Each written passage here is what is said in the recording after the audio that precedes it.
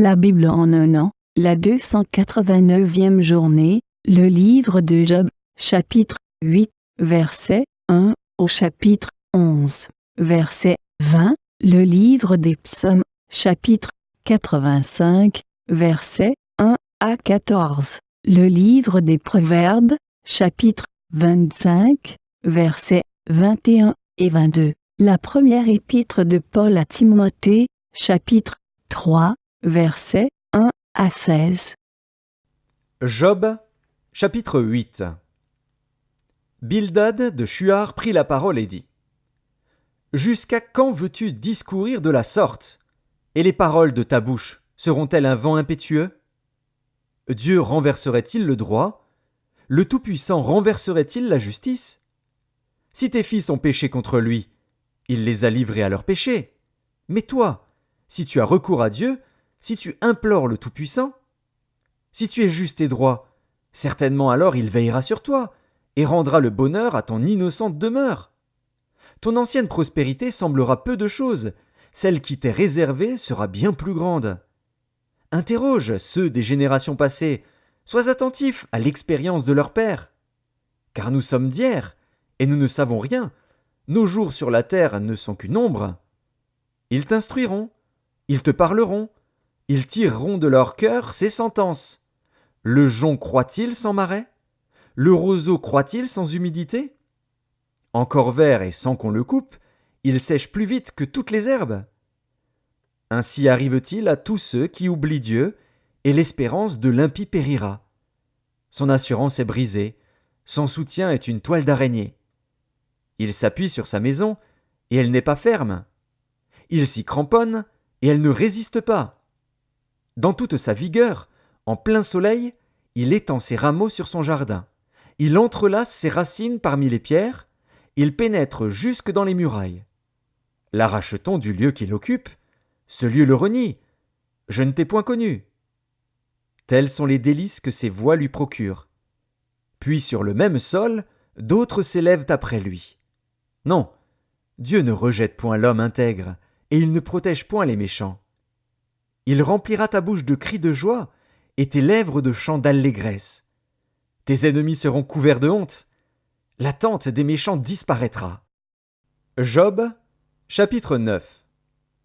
Job prit la parole et dit : Je sais bien qu'il en est ainsi. Comment l'homme serait-il juste devant Dieu ? S'il voulait contester avec lui, sur 1000 choses il ne pourrait répondre à une seule. À lui la sagesse et la toute-puissance. Qui lui résisterait impunément ? Il transporte soudain les montagnes, il les renverse dans sa colère. Il secoue la terre sur sa base, et ses colonnes sont ébranlées. Il commande au soleil, et le soleil ne paraît pas. Il met un sceau sur les étoiles. Seul, il étend les cieux, il marche sur les hauteurs de la mer. Il a créé la grande ourse, l'Orion et les Pléiades, et les étoiles des régions australes. Il fait des choses grandes et insondables, des merveilles sans nombre. Voici, il passe près de moi, et je ne le vois pas. Il s'en va, et je ne l'aperçois pas. S'il enlève, qui s'y opposera ?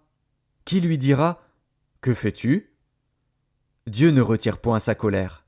Sous lui s'inclinent les appuis de l'orgueil. Et moi, comment lui répondre ? Quelle parole choisir ? Quand je serai juste, je ne répondrai pas. Je ne puis qu'implorer mon juge. Et quand il m'exaucerait, si je l'invoque, je ne croirais pas qu'il eût écouté ma voix, lui qui m'assaille comme par une tempête, qui multiplie sans raison mes blessures, qui ne me laisse pas respirer, qui me rassasie d'amertume. Recourir à la force ? Il est tout-puissant. À la justice ? Qui me fera comparaître ? Suis-je juste ? Ma bouche me condamnera. Suis-je innocent ? Il me déclarera coupable. Innocent. Je le suis, mais je ne tiens pas à la vie, je méprise mon existence. Qu'importe après tout, car, j'ose le dire, il détruit l'innocent comme le coupable. Si du moins le fléau donnait soudain la mort, mais il se rit des épreuves de l'innocent. La terre est livrée aux mains de l'impie. Il voile la face des juges. Si ce n'est pas lui, qui est-ce donc ? Mes jours sont plus rapides qu'un courrier. Il fuit sans avoir vu le bonheur. Ils passent comme les navires de jonc, comme l'aigle qui fond sur sa proie. Si je dis « Je veux oublier mes souffrances, laisser ma tristesse, reprendre courage », je suis effrayé de toutes mes douleurs. Je sais que tu ne me tiendras pas pour innocent. Je serai jugé coupable. Pourquoi me fatiguer en vain? Quand je me laverai dans la neige, quand je purifierai mes mains avec du savon, tu me plongerais dans la fange, et mes vêtements m'auraient en horreur. Il n'est pas un homme comme moi, pour que je lui réponde, pour que nous allions ensemble en justice. Il n'y a pas entre nous d'arbitre qui pose sa main sur nous deux. Qu'il retire sa verge de dessus moi, que ses terreurs ne me troublent plus. Alors je parlerai et je ne le craindrai pas. Autrement, je ne suis point à moi-même. Job, chapitre 10. Mon âme est dégoûtée de la vie. Je donnerai cours à ma plainte. Je parlerai dans l'amertume de mon âme. Je dis à Dieu, ne me condamne pas. Fais-moi savoir pourquoi tu me prends à partie. Te paraît-il bien de maltraiter, de repousser l'ouvrage de tes mains, et de faire briller ta faveur sur le conseil des méchants? As-tu des yeux de chair? Vois-tu comme voit un homme? Tes jours sont-ils comme les jours de l'homme, et tes années comme ses années, pour que tu recherches mon iniquité, pour que tu t'enquières de mon péché, sachant bien que je ne suis pas coupable, et que nul ne peut me délivrer de ta main. Tes mains m'ont formé, elles m'ont créé, elles m'ont fait tout entier, et tu me détruirais. Souviens-toi que tu m'as façonné comme de l'argile. Voudrais-tu de nouveau me réduire en poussière? Ne m'as-tu pas coulé comme du lait? Ne m'as-tu pas caillé comme du fromage? Tu m'as revêtu de peau et de chair, tu m'as tissé d'eau et de nerfs. Tu m'as accordé ta grâce avec la vie, tu m'as conservé par tes soins et sous ta garde. Voici néanmoins ce que tu cachais dans ton cœur, voici, je le sais, ce que tu as résolu en toi-même. Si je pêche, tu m'observes, tu ne pardonnes pas mon iniquité. Suis-je coupable? Malheur à moi. Suis-je innocent? Je n'ose lever la tête, rassasié de honte et absorbé dans ma misère. Et si j'ose la lever, tu me poursuis comme un lion, tu me frappes encore par des prodiges. Tu m'opposes de nouveaux témoins, tu multiplies tes fureurs contre moi, tu m'assailles d'une succession de calamités. Pourquoi m'as-tu fait sortir du sein de ma mère? Je serais mort, et aucun œil ne m'aurait vu. Je serais comme si je n'eusse pas existé, et j'aurais passé du ventre de ma mère au sépulcre. Mes jours ne sont-ils pas en petit nombre? Qu'il me laisse, qu'il se retire de moi, et que je respire un peu, avant que je m'en aille, pour ne plus revenir, dans le pays des ténèbres et de l'ombre de la mort, pays d'une obscurité profonde, où règne l'ombre de la mort et la confusion, et où la lumière est semblable aux ténèbres. Job, chapitre 11. Tsophar de Naama prit la parole et dit: Cette multitude de paroles ne trouvera-t-elle point de réponse, et suffira-t-il d'être un discoureur pour avoir raison? Tes vains propos feront-ils taire les gens? Te moqueras-tu, sans que personne te confonde? Tu dis: Ma manière de voir est juste, et je suis pur à tes yeux. Oh! Si Dieu voulait parler, s'il ouvrait les lèvres pour te répondre, et s'il te révélait les secrets de sa sagesse, de son immense sagesse, tu verrais alors qu'il ne te traite pas selon ton iniquité. Prétends-tu sonder les pensées de Dieu, parvenir à la connaissance parfaite du Tout-Puissant? Elle est aussi haute que les cieux. Que feras-tu? Plus profonde que le séjour des morts. Que sauras-tu? La mesure en est plus longue que la terre. Elle est plus large que la mer. S'il passe, s'il saisit, s'il traîne à son tribunal, qui s'y opposera? Car il connaît les vicieux, il voit facilement les coupables. L'homme, au contraire, a l'intelligence d'un fou, il est né comme le petit d'un âne sauvage. Pour toi, dirige ton cœur vers Dieu, étends vers lui tes mains. Éloigne-toi de l'iniquité, et ne laisse pas habiter l'injustice sous ta tente. Alors tu lèveras ton front sans tache, tu seras ferme et sans crainte.